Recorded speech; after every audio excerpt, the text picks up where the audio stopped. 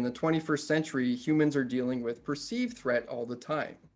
And what do we like to do when we experience this reactive contraction? It's a feeling inside of it that doesn't feel very good.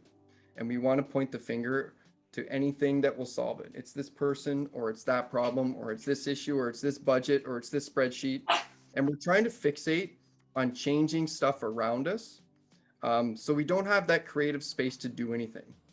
And so one of the things that's so important when we're trying to cultivate internal creativity is to move into what I like to call expansive responsiveness. Okay. And so one of my Zen teachers taught me a long time ago, it's like when we're stressed out, our world shrinks. When we're relaxed, our world expands. And there's a whole bunch of fancy terms I could use for this, like divergent thinking and convergent thinking and neurocognitive optimization and stuff like this. But I want to keep it simple, because when we feel good, when we can imagine our lives better, when we can engage in an exercise called temporal distancing.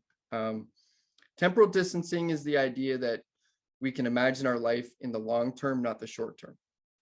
So our short-term problems, we can feel very contracted.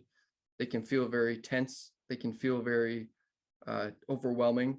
But in the long term of things, some of the problems that we focus on really aren't a big deal.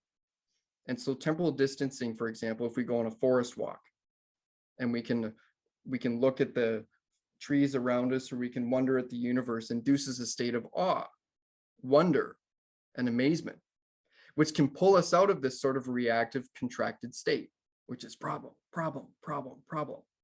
And when we do that and we move into the more expanded state of being, then divergent thinking can occur again, because we can recontextualize the problems that we're facing, for one, and two, we allow our body and mind to release the tension and move into the space of creativity.